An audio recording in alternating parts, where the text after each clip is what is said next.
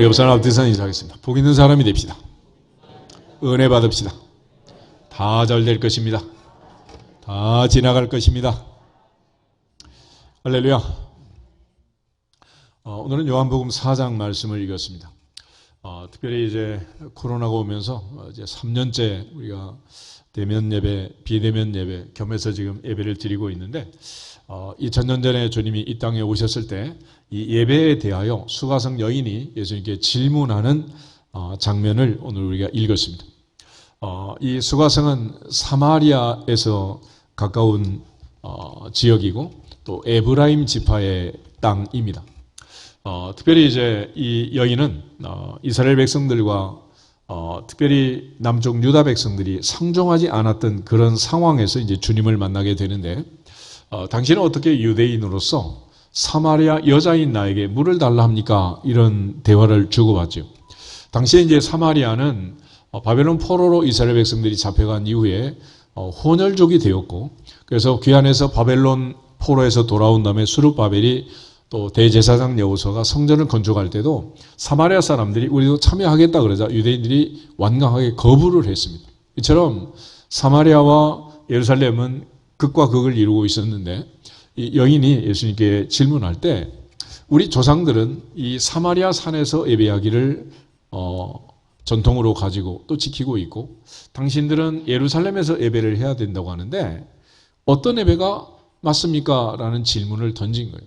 거기에 대해서 예수님께서 이 사마리아도 말고 예루살렘도 말고 아버지께서 진정으로 예배하는 자들을 찾는 때가 올 것이다. 그리고 아버지께서 찾는 예배자들은 영과 진리로 예배하는 자들이다 라고 예수님께서 말씀하셨어요.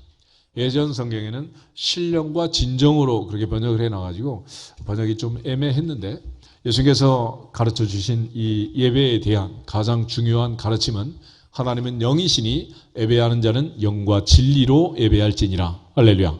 그래서 예수님이 가르쳐 주신 가장 중요한 예배의 정의가 되겠습니다. 그러면 예수님이 말씀하신 이 영과 진리라는 것이 무엇일까?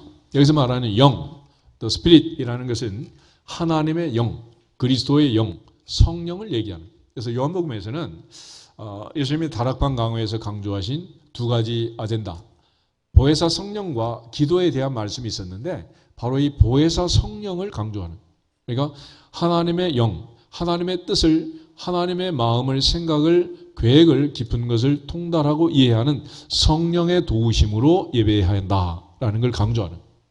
또 하나는 진리라고 있습니다. 진리. 요한복음은 특별히 진리에 대한 문제를 다루고 있는데, 빌라도 예수님께 마지막에 신문하면서 이런 질문을 던집니다. 진리가 무엇이냐? 진리가 무엇이냐? 그런데 예수님께서 요한복음에서 말씀하신 진리는 바로 예수님 자신이에요. 그래서 빌라도는 사실은 추상적 개념으로 진리를 물었지만 그가 정확하게 질문을 했다면 What is the truth? 무엇이 진리냐라고 물을 것이 아니고 Who is the truth? 누가 진리냐라고 물어야 되는 거예요. 요한복음 8장을 한번 찾아보겠습니다. 요한복음 8장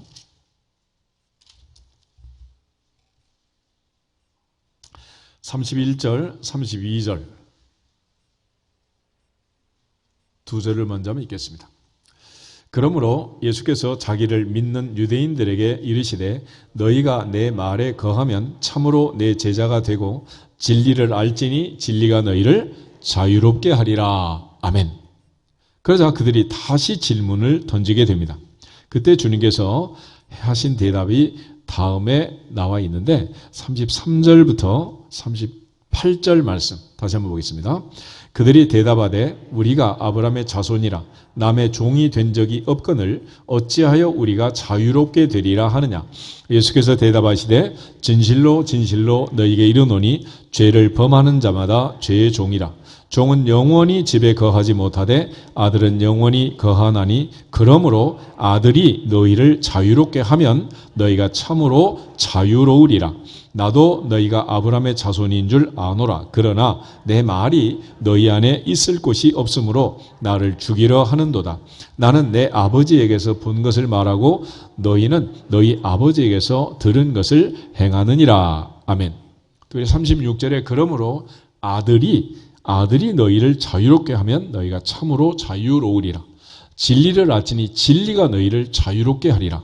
바로 그 진리와 아들을 동격으로 예수님 말씀을 하시는 거예요. 그러니까 예수님은 하나님의 아들이고 하나님의 아들일 뿐만 아니라 하나님의 아들이신 예수님은 진리다라는 겁니다.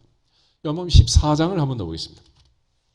예수께서 이제 마지막 다락방에서 대화하시는 중에 도마가 질문을 던졌고 예수님이 답을 주셨어요. 5절부터 7절 말씀을 같이 읽겠습니다. 5절 도마가 이르되 주여 주께서 어디로 가시는지 우리가 알지 못하거늘 그 길을 어찌 알겠사옵나이까. 예수께서 이르시되 내가 곧 길이요 진리요 생명이니 나로 말미암지 않고는 아버지께로 올 자가 없느니라. 너희가 나를 알았더라면 내 아버지도 알았으리라. 이제부터는 너희가 그를 알았고 또 보았느니라. 아멘.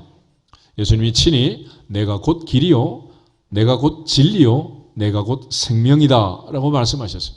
그래서 진리는 추상적인 어떤 개념이 아니고 추상명사가 아니고 예수 그리스도를 가리키는 고유명사라. 그러니까 진정한 진리, 이 땅의 진리, 절대 진리, 오직 진리는 예수님 뿐이니라. 할렐루야. 그런 측면에서 예배는 하나님 아버지 앞에 보혜사 성령의 인도하심을 받아 진리이신 예수 그리스도의 이름으로 기도하고 찬양하고 말씀을 듣고 봉헌하고 하는 하나님을 사랑하는 행위, 이것이 예배라는 거예요. 그러니까 예수님이 정의한 예배는 영과 진리로 예배하는 거다. 성령과 진리 되신 예수 그리스도로 하나님 아버지 앞에 나가는 것, 그걸 예배라고 말씀하신 거예요. 예수께서 예배에 대하여 또 주신 말씀이 있는데 마가복음 12장을 찾아보겠습니다. 마가복음 12장 28절부터 31절에 보면 당시에 서기관, 성경을 율법을 연구하는 율법 선생이 예수님께 질문을 던져요. 어떤 계명이 가장 큽니까? 첫째입니까? 라는 질문을 던질 때 예수님께서 답을 주셨는데 28절에서 31절 말씀 같이 읽겠습니다. 서기관 중 한 사람이 그들이 변론하는 것을 듣고 예수께서 잘 대답하신 줄을 알고 나와 묻되 모든 계명 중에 첫째가 무엇이니까? 예수께서 대답하시되 첫째는 이것이니 이스라엘아 들으라. 주 곧 우리 하나님은 유일한 주시라. 내 마음을 다하고 목숨을 다하고 뜻을 다하고 힘을 다하여 주 너의 하나님을 사랑하라 하신 것이요. 둘째는 이것이니 내 이웃을 내 자신과 같이 사랑하라 하신 것이라. 이보다 더 큰 계명이 없느니라. 아멘. 당시 모세 오경을 연구하는 율법 학자인 이 서기관이 예수님께 질문을 던졌습니다.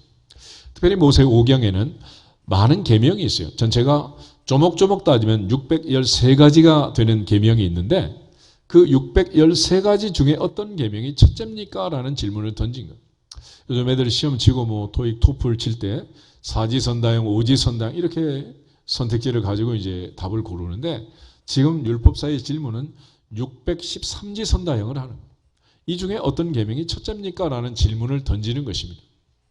그때 예수님께서 첫째는 하나님 사랑, 둘째는 이웃 사랑이라고 합니다.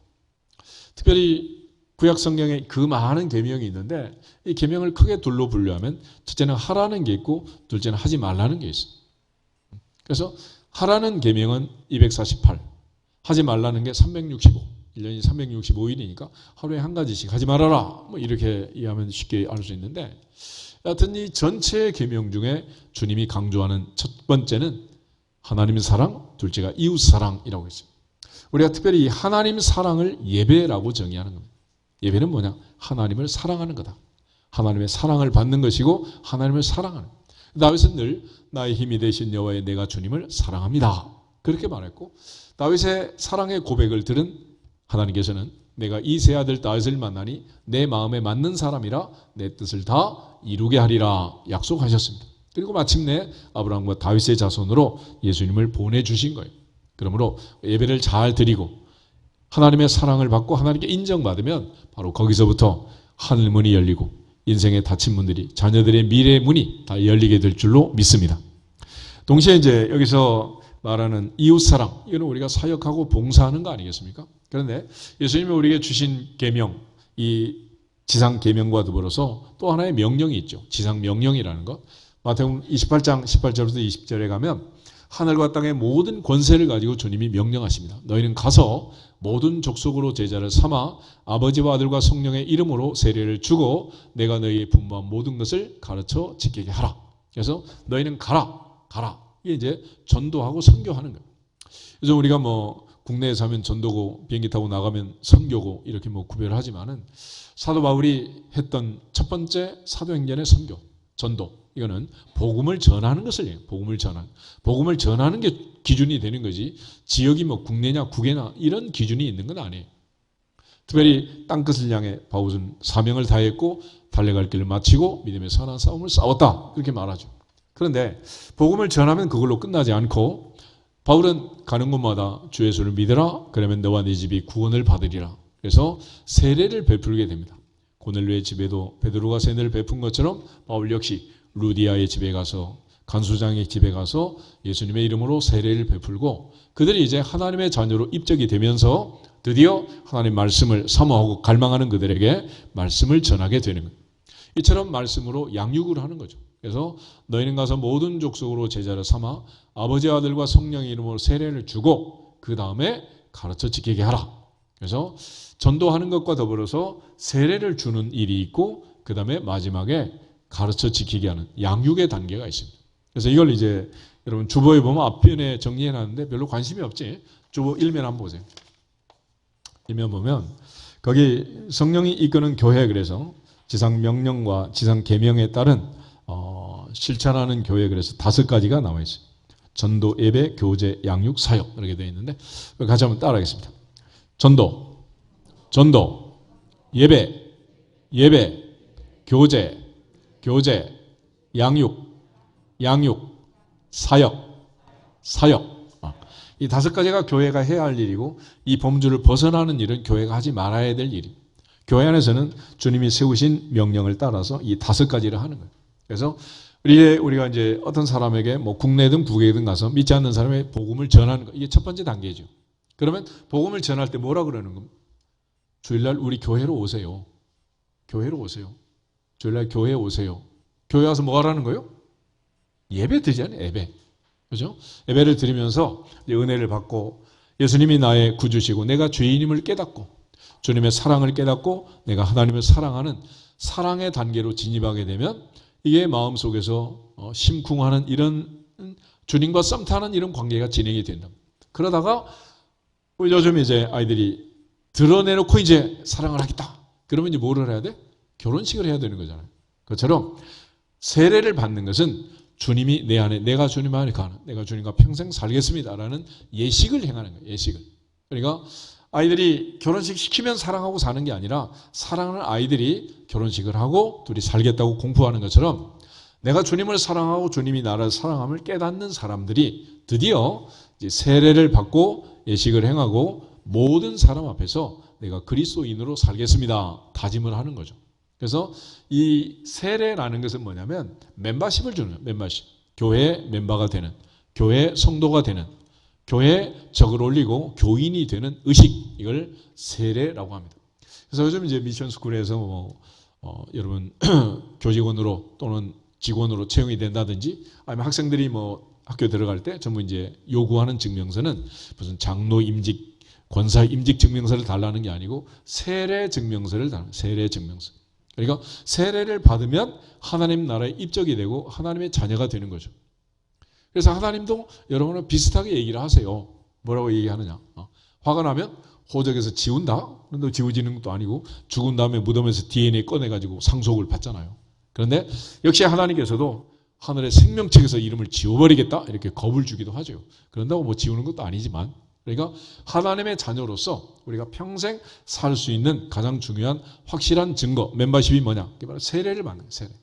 그러니까 여러분들이 하나님 앞에서 내가 믿고 살겠습니다. 물론 사랑하는 마음을 가지고 동거하고 또 애식을 올리지 않는 이런 친구들도 이제 꽤 있고 가끔 가면 이제 집단으로 해서 이제 정리해 주기도 하고 뭐 그렇긴 하지만은 그러나 중요한 것은 주님과 나의 분명한 사랑의 관계. 이 관계 속에서 주님이 내 안에 내가 주님 안에 거하는 것.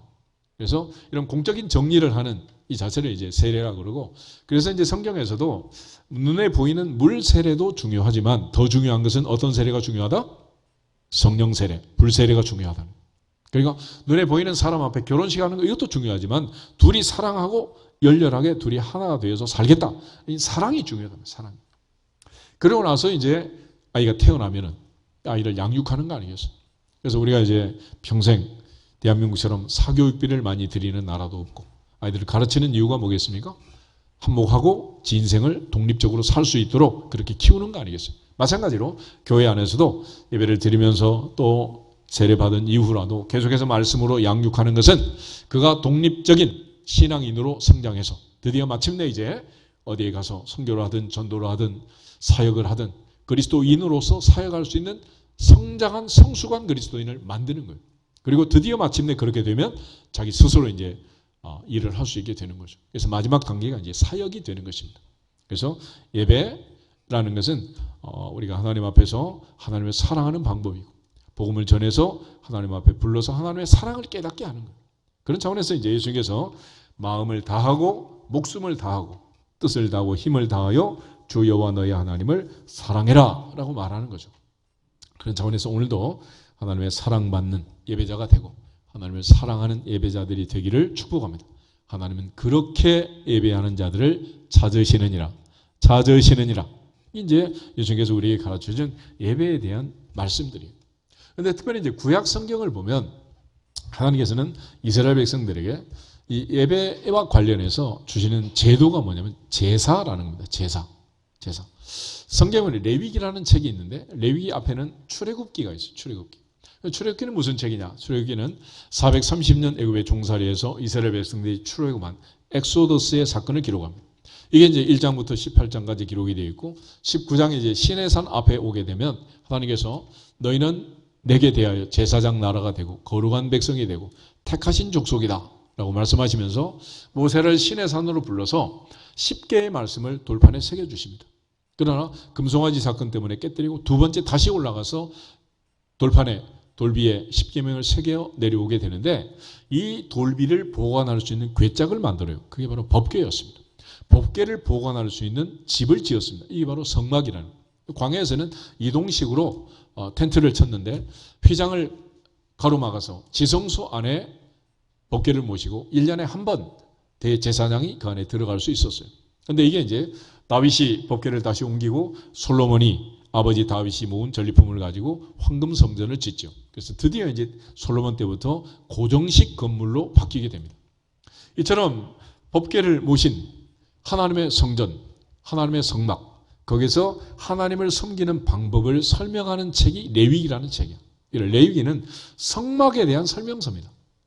그러니까 성막을 지었는데 어떻게 할 거냐? 첫째로 요즘 이제 새벽에 우리 보는 말씀처럼 레위기에 보면 번제, 소제, 화목제, 속죄제, 속건제 5대 제사가 나와요. 그러니까 하나님께 제사하는 방법을 어떻게 섬길 것인가라는 걸 이제 설명해 주는 거죠. 두 번째는 누가 그러면 이 제사를 집전할 거냐? 그래서 제사장의 위임식을 하고 제사장을 통해서 제사를 드리도록 그렇게 합니다. 그러니까 구약에서는 제사장 없는 제사는 무효가 되는 거예요. 그런 차원에서 사무엘을 무시하고 드렸던 사울의 제사, 그 제사는 사울 왕이 폐위하는 길로 갔고 제사장을 무시하고 분향을 하던 우시야, 그 우시야의 제사는 결국 그에게 나병을 부르고 말았습니다. 반면에 아론의 두 아들 나답과 아비후, 첫째와 둘째는 하나님이 명령한 다른 불을 가지고 제사를 드리다가 그 불로 인하여 2명의 생배가던 아들이 첫째, 둘째가 제사장이 죽음을 당하고 말았습니다. 그러니까 제사장이라도 하나님의 법을 지켜야 되는 것이고 모든 백성들은 하나님이 정한 법과 질서를 따라서 하나님을 섬겨야 한다라는 걸 레위기가 조목조목 설명을 해주는 거예요. 그러니까 우리가 연초가 되면 이제 성경 읽기를 교회 가다 레위기쯤 되면 졸린다 그러잖아. 거기서 졸면 죽는다. 큰일 나는 거예요. 근데 이제 언제 그러면 하나님을 만날 거냐? 시간을 하나님이 또 정해요. 그래서 매일 아침 저녁 상번제를 드려요. 상번제. 그리고 일주일에 한 번씩 안식일 제사를 드리고 매월 초하루 월삭 제사를 드리고 1년의 초하루 1월 1일 설날을 나팔절이라고 했습니다. 나팔절 제사를 드리고 7월 10일 대속제일에 1년에 한 번 대제사장이 지성소에 들어가고 그리고 이제 6월절 이스라엘 백성들이 출애굽했던 절기 6월절을 기점으로 6월절을 지키고 50일째 되는 날 오순절을 지키고 그리고 광야 생활을 했던 기념을 하면서 기억하면서 초막절, 장막절이란 절기를 7월 15일부터 한 주간을 지키게 됩니다. 그래서 이런 하나님을 만나는 시간, 하나님을 만나는 때, 이 절기를 정하는데 하나님 만나자는 시간들을 보면 우리가 너무 그렇게 자주 만나자는 것 같지만 사실은 전혀 불편하지 않는 시간에 만나자 그래요. 하루 일과는 낮에 해야 되니까 낮에는 하나님께서 만나자 그렇게 말하지 않고 아침 저녁으로 하루 일어나서 시작하면서 하루 마치고 잠자기 전에 아침 저녁 상번제를 드려라. 또 엿새 동안은 힘써 내 모든 일을 하고 하루 쉬는 날 안식하는 그날에 날 좀 만나자. 그렇죠. 그러니까 예를 들어 뭐 아이들이 데이트할 때도 뭔가 좀 시간이 있어야 뭐 데이트도 하고 연애도 하고 결혼도 할 텐데 요즘 너무 바빠서 만날 시간이 없다 그러잖아. 이게 문제가 심각한 거지. 그런데 하나님께서는 그렇게 정해진 시간에 만나자 그래요. 그리고 이제 매월 초하루 하루 날을 시작하면서 나 좀 만나고 한 해를 시작하면서 나팔절에 나를 만나자. 그래서 하나님 만나는 날들은 다 이제 하나님께서 정하신 우리의 편리를 봐서 우리가 여러 가지로 어렵지 않고 불편하지 않게 그때 나 바쁜데요 뭐 이런 날은 그래 너 바쁜 대로 일을 하고 안 바쁜 날 만나자 그러는 거죠. 그래서 하나님이 이런 정한 절기를 레위기가 정해줍니다. 그러니까 하나님께서 우리를 만나기를 원하시고 또 우리가 하나님을 만나기를 원하고 또 사랑은 만나야 이루어지는 거 아니겠어요? 근데 만나지 않고 어떻게 사랑이 되겠어요? 그래서 우리가 이제 대면 예배를 강조하는 것도 이제 그런 거고 하나님께서 주시는 은혜 안에서 이제 예배를 드려야 되는데 레위기는 바로 그런 측면에서 성막에 대한 설명서고 출애굽에서 지은 그 멋진 성막을 어떻게 활용할 것인가. 그래서 5대 제사, 번제, 소제, 화목제, 속제제, 속번제를 통해서 하나님께 예배를 드리고 제사장이 제사를 집전하고 특별히 하나님이 정한 절기를 반드시 지켜라 그랬습니다. 그리고 이제 그 성막을 세운 그날부터 구름기둥, 불기둥이 성막 위로 위치를 이제 옮기게 됩니다. 그리고 진을 칠 때도 이동할 때도 항상 구름기둥, 불기둥, 하나님의 임재를 상징하는 그 상징의 구름기둥, 불기둥이 성막 위에 왔어요. 그 성막을 중심으로 레위 지파가 진을 치고 동서남북에 또 12지파가 진을 치고 그래서 그때부터 신앙생활은 성막 중심, 하나님 중심의 광야 생활을 시작하게 되는데 오늘날 이제 개혁주의 신학에서도 하나님 중심, 성경 중심, 교회 중심이라고 해요. 교회 중심. 그러니까 교회가 중심이 돼야 된다. 그래서 우리가 교회 중심이라는 것은 결국 하나님 앞에 예배를 드리고 예배 공동체로 우리가 살아가는 중심이 바로 교회가 될 것을 강조해 주시는 것입니다. 우리가 잘 아는 안나 선지자도 과부가 되어 84년 동안 성전을 떠나지 않고 그가 기도하며 주에 금식하다가 아기 예수님을 결례를 행하러 온 아기 예수님을 만났다 그러잖아요. 그러니까 항상 하나님 중심으로 말씀 중심으로 성전 중심, 교회 중심으로 신앙생활을 하면 어느 시간인지 모르지만 마침 그때에 복을 주시리라, 은혜를 주시리라, 영광을 보리라, 할렐루야. 그런 은혜를 주시는 거예요. 그러니까 우리가 어느 시간에 어느 예배에 하나님이 내게 복 주실지 모르니까 항상 하나님이 정한 시간을 잘 기억할 수 있기를 축복합니다. 특별히 이제 사도 바울은 우리에게 하나님 앞에 예배할 때 예배의 중요한 원리를 또 하나 알려줘요. 로마서 12장을 한번 보겠습니다. 로마서 12장 1절 2절.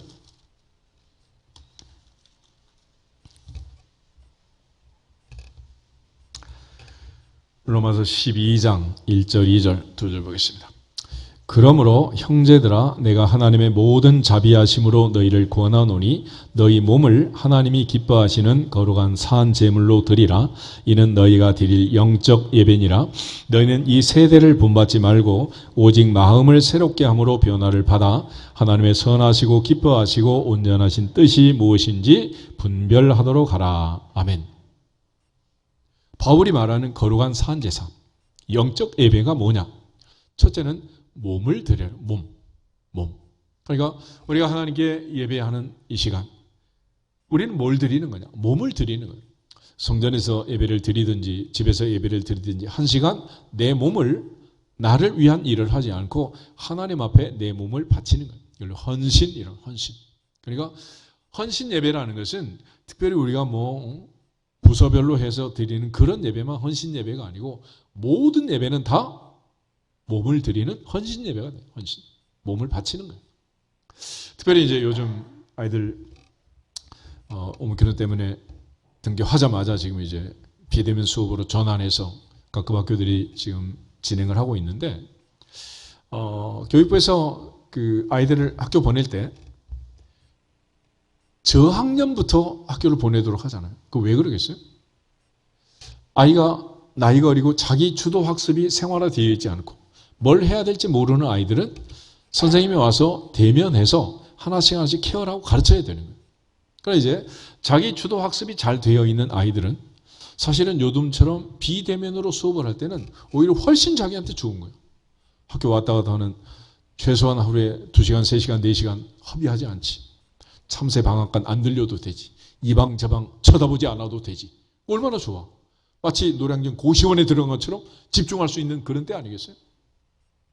예배도 마찬가지다. 그러니까 여러분이 스스로 영적 수준이 높아가지고 다윗처럼 주야로 말씀을 묵상하고 무시로 성령 안에서 기도하고 이러신 분들은 굳이 뭐 교회 와서 1시간 대면 예배 안 드려도 영적 관리가 잘 되는 거예요.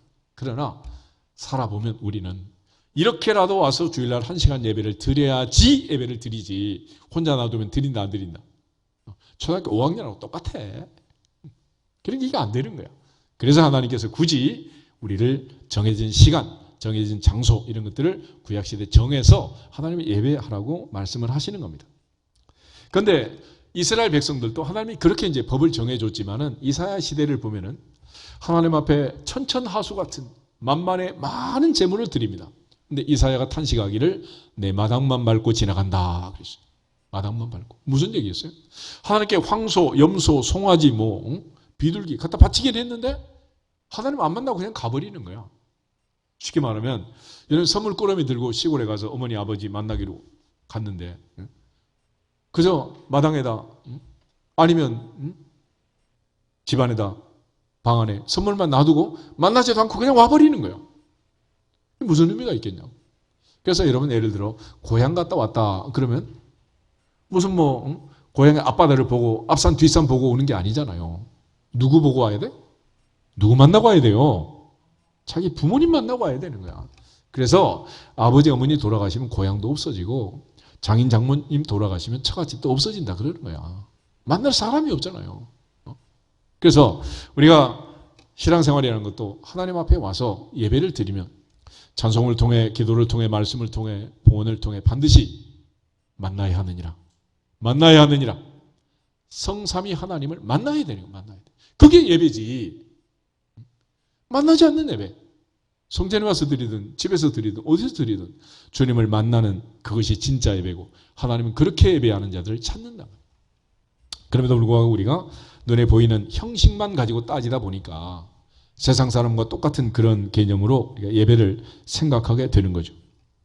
예레미야 선지자 당시에는 이게 너무 이제 지나쳐가지고 하나님께서 이스라엘 백성들을 포기하게 됩니다. 차라리 성전을 불태우고 없애버리는 게 좋겠다. 그래서 바벨론 포로 70년에 그 압제로 들어가게 되는데 바벨론 포로 70년이라는 것은 한마디로 성전 부재 시대를 얘기해요. 성전 부재 시대. 성전이 불에 탔다가 다시 성전이 세워지기까지 586년에 예루살렘이 함락되고 성전이 불타고 수룹바벨 총독 수룹바벨과 대제사장 여호사가 돌아와서 성전을 완공한 516년까지 정확히 70년이 돼요. 성전 부재 시대. 그러나 하나님께서는 성전을 없애버리는 그 안타까운 사정에도 예레미야에게 말씀을 하잖아요. 너희를 향한 나의 생각을 내가 하나니 재앙이 아니라 평안이다. 너희가 나를 찾고 찾으면 내가 만나주겠다. 그래서 진짜로 갈망하는 마음으로 찾고 만나는 그 사람들을 하나님은 그런 예배자를 찾으시느니라. 아멘. 그게 하나님의 뜻이야. 그럼에도 불구하고 그들이 다시 돌아와서 성전을 짓고 하나님을 섬기지만 여전히 그들은 성전 건축에 미적거리고 심지어 이제 말라기 때가 되면 눈먼 것, 저는 것, 이 희한한 것들을 갖다 바치면서 자기 집을 건축하는 데는 리모델링 하는 데는 빠르고 그다음에 성전은 방치되고 이런 안타까운 사정을 보면서 말라기 선지자는 이렇게까지 말을 해요. 차라리 누가 성전문을 닫아버렸으면 좋겠다. 예배 못 오게 했으면 좋겠다. 저는 이 비대면 시대를 가면서 그 말씀이 늘 메아리처럼 울려. 메아리처럼. 하나님 오죽하면 성전문을 닫고 못 나오게 하겠어요. 차라리 나오지 마라. 그러나 우리가 갈망하는 마음으로 포로 중이라도 정말 사모하는 마음으로, 사슴이 시내불을 찾기에 갈급한 마음으로 만나고 싶습니다. 사랑받고 싶습니다. 내가 사랑합니다. 라고 하나님을 사랑하는 다윗처럼 인정받는 예배자들이 되기를 주 이름으로 축복합니다. 우리가 창세기 22장을 보면 믿음의 조상 아브라함이 마지막 테스트를 받습니다. 그게 아들의 이삭 번제 아니겠어요? 그런데 이삭 번제가 언제 끝났느냐? 사실 하나님은 이상한 억지를 부렸죠. 내 사랑하는 독자 이삭을 모리아산에 번제로 드려라 그랬죠. 언제는 주시고 언제는 또 바치라는 거예요. 그런데 하나님의 마지막 말씀을 보면 그것 때문이었구나 하는 걸 깨닫게 돼요. 창세기 22장 12절 한 절만 보겠습니다. 창세기 22장 12절.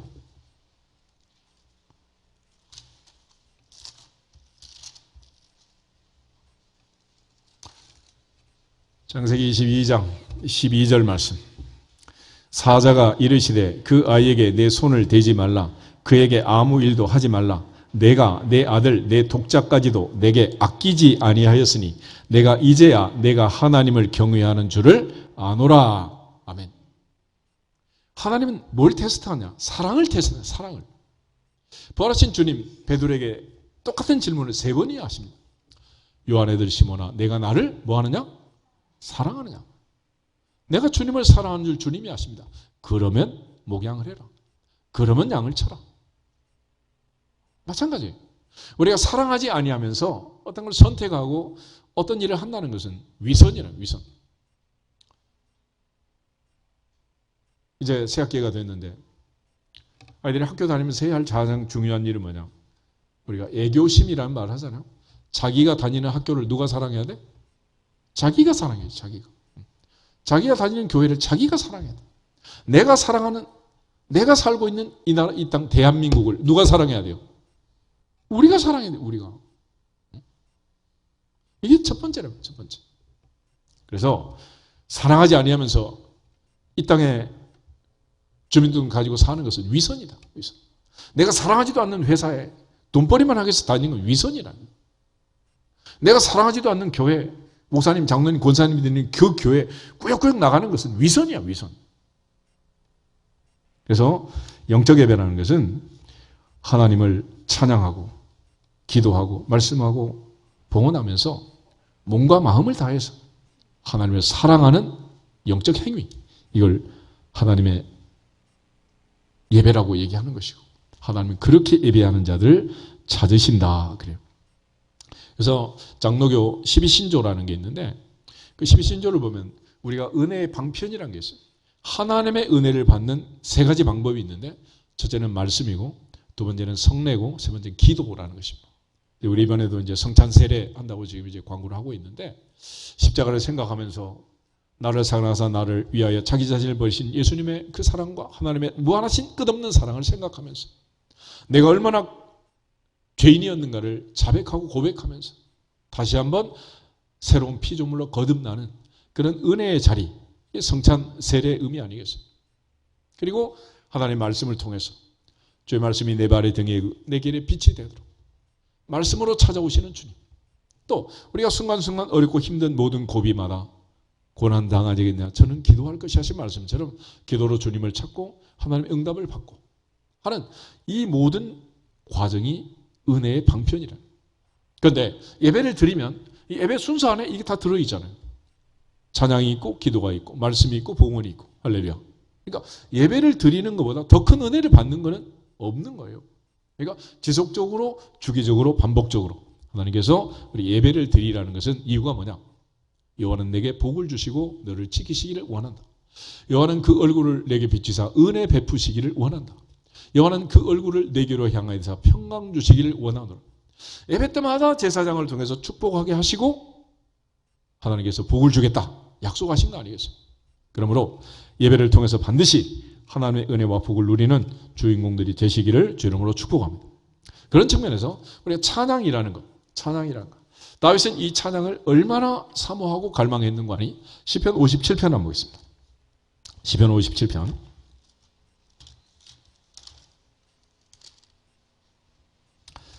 7절, 8절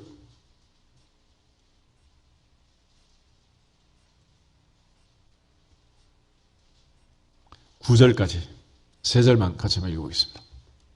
하나님이여 내 마음이 확정되었고 내 마음이 확정되어 싸우니 내가 노래하고 내가 찬송하리이다. 내 영광아 깰지어다. 비파야 수금아 깰지어다. 내가 새벽을 깨우리로다. 주여 내가 만민 중에서 주께 감사하오며 문 나라 중에서 주를 찬송하리다. 아멘. 다윗은 비파와 수금 모든 악기를 총동원해서 나는 마음에 확정하고 확정했다. 뭐 하기로? 찬송하기로. 새벽을 깨워서 기도하기로. 마음을 확정했다. 안중근 의사가 나라 사랑하기로 손바닥 도장을 찍어서 피로 맹세한 것처럼 다윗은 새벽을 깨워 기도하고 내가 노래하고 찬송하기로 마음에 확정했다. 확정. 그리고 그걸 실천할 수 있는 가장 좋은 길이 뭐냐? 예배를 드리는 거예요. 하나님 앞에서 우리 모두가 다 하나님을 기쁘시게 하는 찬송을, 찬양의 제사를 드리기를 축복합니다. 두 번째는 우리가 기도하는 것. 기도하는 것. 제사장을 통해서 우리가 축복받는 기도도 있지만 우리의 모든 간구와 소원을 하나님께 아뢰는 거 아니겠어요? 아무것도 염려하지 말고 다만 모든 일에 기도와 간구로 너희 구할 것을 감사함으로 하나님께 아뢰라. 그러면 모든 지각에 뛰어난 하나님의 평강이 그리스도 예수 안에서 너희 마음과 생각을 지키시리라. 할렐루야.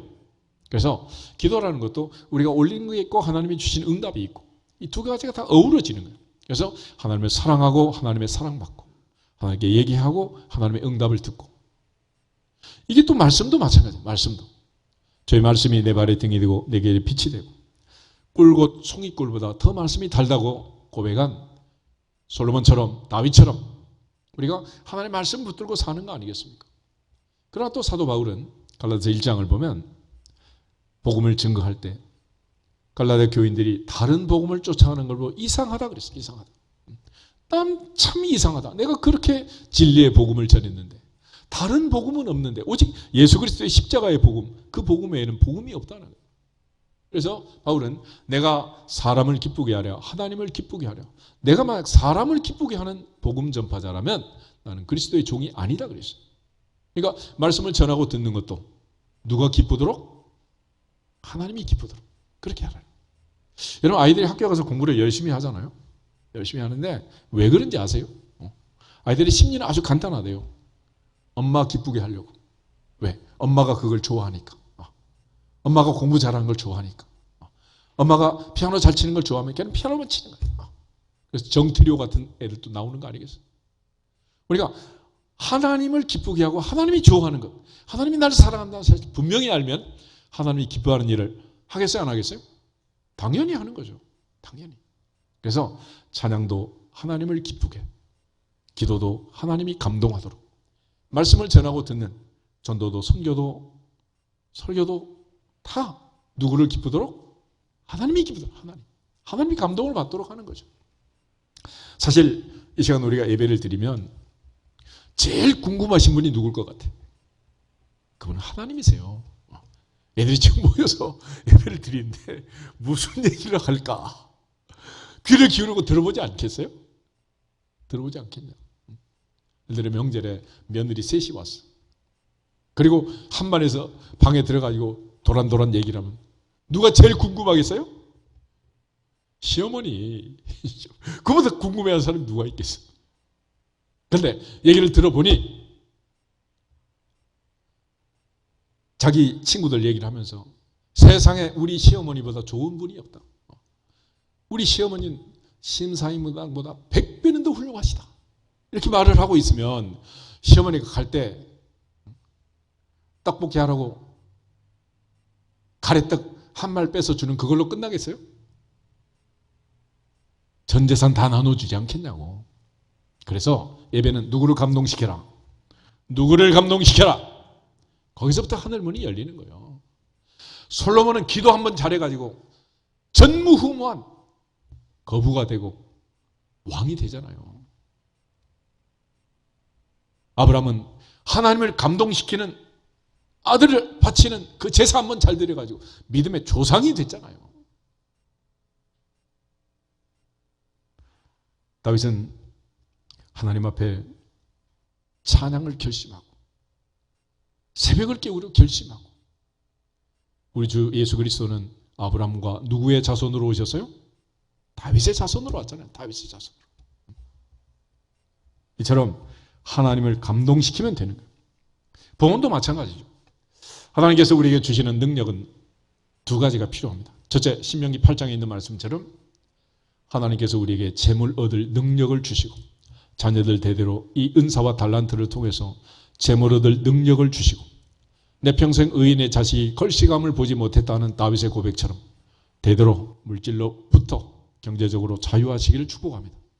그러나 또 하나, 그렇게 하기 위해서 역대상 29장에 다윗이 모든 전리품을 모아서 하나님께 바치면서 다윗에게 너는 전쟁의 피를 너무 많이 흘려서 적합하지 않다. 내가 네 아들 솔로몬을 통해서 성전을 건축하게 하겠다. 그랬습니다. 그럼에도 불구하고 다윗은 나와 내 백성이 무엇이 간대? 이처럼 즐거운 마음으로 드릴 힘이 있었습니까? 그래서 두 번째는 하나님께 드릴 힘이 있어요. 드릴 힘이.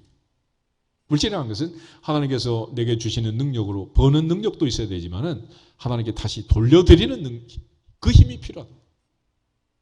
그건 어떤 힘이냐? 하나님의 사랑받는 힘이고 내가 하나님을 사랑하는 힘이야. 그러니까 여러분이 뭘 주고받을 때 어느 정도로 주고받느냐? 내가 사랑하는 만큼 줄 수 있는 힘이 생기고 능력이 생기는 거예요. 그 이상도 이하도 안 해요. 그래서 만약에 하나님이 여러분에게 물질을 주셨는데 하나님이 주신 것에서 내가 반드시 10분의 1을 드리겠습니다. 고백한 야곱처럼 하나님이 100만 원 주면 10만 원, 1000만 원 주면 100만 원, 1억 주면 1000만 원 드리면 되겠죠. 근데 이게 액수가 올라가지고 100억을 주시고 1000억을 주시는데 10억을 드리고 100억을 드려야 되는데 이게 너무 무겁다. 그러면 하나님이 고민을 하는 거야. 아, 내가 미안하다. 너무 너를 무겁게 했구나. 내가 좀 조절해 줄게. 그래서 하나님이 조율하시는 거예요. 그래서 여러분의 수입은 그 선에서 지금 조율되어 있는 거예요. 장로님 기도처럼 11조가 올라가기를 원하면 드릴 힘을 기를지어다. 드릴 힘을 기를지어다. 그럼 올라가는 거야. 얼마든지. 하나님은 뭐 온 천하가 다 하늘도 땅도 다 하나님의 것인데 뭐 안 주실 게 뭐 있겠어요. 하나님이 주신 그 은혜 우리가 잘 기억하고, 그래서 예수님께서 말씀하시기를 마음을 다하고 목숨을 다하고 뜻을 다하고 힘을 다하여 주 여호와 너의 하나님을 어떻게 해라? 사랑해라 그랬죠. 사랑해라. 그래서 우리가 어떤 사람을 사랑하는지 사랑하지 않는지 테스트는 가장 중요한 방법은 내가 선물을 주는 거야. 물질을 주는 거야. 그래서 여러분들이 남편한테 선물하는 것하고 아들한테 주는 것하고 어느 게 더 무거워? 해보면 알 수 있어. 내가 더 사랑하는 쪽이 가벼워. 덜 사랑하면 무거운 거야. 그건 범사에 다 원리가 마찬가지입니다. 예수님께서도 재물이 있는 곳에 뭐가 있다고? 마음이 있다고 그랬잖아요. 특별히 사도 요한은 하나님의 계명을 지키는 것은 무겁지 않다 그랬어요. 이 계명은 가볍다. 어떻게 하면? 사랑하면 쉽다는 거예요. 그래서 우리가 하나님을 사랑하면 기도하는 것도 찬양하는 것도 말씀을 듣고 예배 드리고 봉헌하는 것도 어렵지 않다는 거예요. 그런데 내가 이게 어렵고 힘들다 그 얘기는 다시 말하면 어디 쪽에 문제가 생긴 거냐? 사랑에 지금 문제가 생긴 거예요. 사랑. 예수님 베드로에게 다시 질문하십니다. 요한 애들 시몬아 내가 나를 사랑하느냐? 사랑하느냐? 오늘 우리 모두가 다 하나님을 사랑하는 예배자가 되기를 축복합니다. 하나님은 그렇게 예배하는 자를 찾는다. 다시 한번 따라하겠습니다. 마음을 다하여 찬송합시다. 목숨을 다하여 기도합시다. 뜻을 다하여 말씀을 들읍시다. 힘을 다하여 봉헌합시다. 그런데 그렇게 하는 가장 중요한 펀더멘털 베이직이 뭐냐? 어떤 마음으로? 사랑하는 마음으로. 하나님을 사랑하는 마음으로 사랑하는. 그 사랑도 없이 의무적으로만 하면 세상에서는 문제가 안 돼요. 예를 들어 내가 대한민국을 사랑하지 않아도 법적으로 정해진 세금을 꼬박꼬박 내면 국가는 나한테 아무 얘기도 하지 않습니다. 그렇지만 내가 아무리 국가를 사랑하는 마음이 있어도 세금을 안 내면 어떻게? 범법자라고 얘기하는 거예요. 세상의 법은 그래. 그러나 하나님께서는 외모를 보지 않고 뭘 보신다? 중심, 마음을 보신다. 마음. 그래서 우리의 마음이 주님을 사랑하는, 하나님께서 우리를 사랑하시고 우리가 하나님을 사랑하는 그런 예배자들이 되기를 축복합니다. 그런 차원에서 이제 우리가 마지막 우리가 정리를 해보면, 이 예배라는 것은 결국 삼위 하나님을 사랑하는, 하나님께서 예배자를 찾는다 그랬잖아요. 찾는다. 그 왜 그러냐? 그러면 예배는 하나님 아버지께 드리는 거예요. 하나님 아버지께. 그래서 모든 예배의 대상은 하나님이다. 그래서 예수님께서도 하나님을 사랑하라 했잖아요. 하나님을 사랑하라. 우리가 요즘 이제 예배에다가 많은 단어들을 붙이요. 뭐 감사 예배, 합격, 축하 예배, 환감 예배, 생일 예배, 뭐 예배를 많이 붙이는데, 그 아무리 많이 붙인다고 해도 그 어떤 경우에라도 예배는 누구한테 드리는 거다? 하나님 아버지께 드리는 거다. 그래서 우리가 초대 예배를 드린다는 것은 돌아가신 분한테 드리는 게 아니고, 그 날을 기억해서 기념해서 형제자매가 모여서 누구한테 예배 드리는 거예요? 하나님을 예배하고 하나님을 사랑하는 거예요. 어떤 사람 환갑잔치 한다 그럴 때 그 사람한테 예배 드리는 게 아니고, 그 날을 기념해서 60평생 살려주신 그 하나님께 감사하면서 하나님을 사랑하는 하나님께 예배하는 거예요. 아멘? 모든 예배의 대상은 하나님이십니다. 다시 신명기 6장을 보겠습니다. 신명기 6장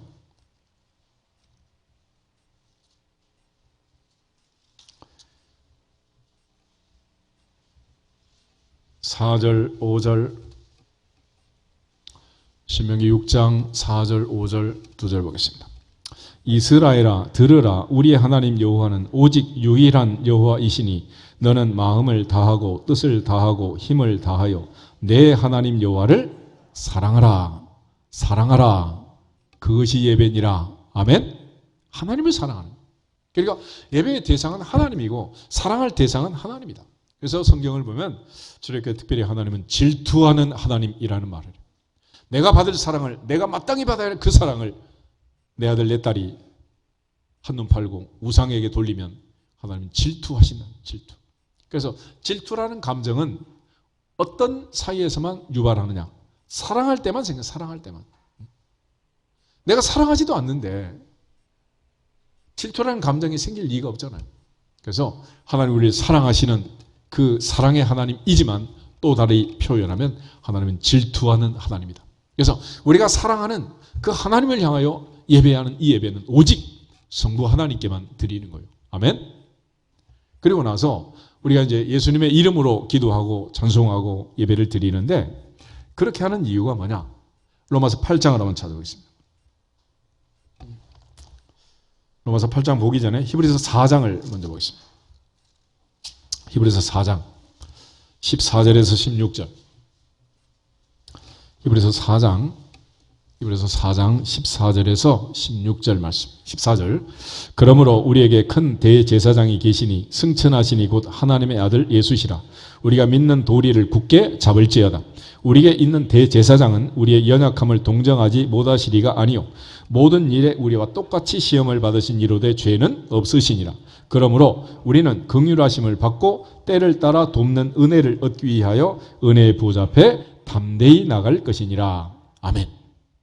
구약에서는 반드시 제사장이 있어야 된다고 그랬죠. 제사장 없는 제사는 무효였습니다. 그런데 우리는 이제 제사장 없이 제사를 드리는데 왜 그러냐? 우리에게 있는 더 큰 대제사장이 계신다. 바로 죽었다가 살아나시고 부활하시고 승천하신 하나님의 아들 예수 그리스도. 그분이 우리의 대제사장이에요. 그래서 예수님의 이름으로 기도하고 예수님의 이름으로 찬양하고 예수님의 이름으로 예배를 드리는. 구약의 대제사장은 7월 10일 대속제일에 1년에 한 번 지성소에 들어가면서도 두렵고 떨림으로 들어갔습니다. 그래서 에봇을 입고 에봇 끝에 성료와 방울을 달고 그렇게 들어가서 소리가 들리면 밖에 백성들이 안심을 하는 거예요. 그리고 소리가 안 들리면 죽은 거란 말이에요. 그러니까 대제사장이 지성소에 들어가서 예배를 제사를 집전하면서도 두려웠단 말이에요. 그러나 이제 주님이 십자가에 죽으시고 성전 휘장을 위로부터 아래로 찢으시고 우리 모두를 지성소로 인도하신 예수님, 그 예수님의 이름으로 이제는 은혜의 보좌 앞에 담대히 나갈 것이니라. 담대히 나갈 것이니라. 엄청난 은혜를 주신 거예요. 그래서 예수님의 이름으로 우리가 제사를 드리는 거예요. 이제는 인간의 제사장, 아론의 자손의 제사장이 아니라 우리에게 있는 큰 대제사장 예수 그리스도의 이름으로 제사를 드리고 예배를 드린다. 로마서 8장 이제 찾아보겠습니다. 로마서 8장을 보면 그 주님, 그 대제사장이신 주님, 지금도 하나님 우편에 앉아 계신다 그러는데 하나님 보좌 우편에서 뭐하고 계시느냐? 34절을 보겠습니다. 34절. 누가 정죄하리요 죽으실 뿐 아니라 다시 살아나신 이는 그리스도 예수 시니 그는 하나님 우편에 계신 자요 우리를 위하여 간구하시는 자시니라. 아멘. 지금도 하나님 보좌 우편에서 우리를 위해 뭐 하신다? 간구하신다.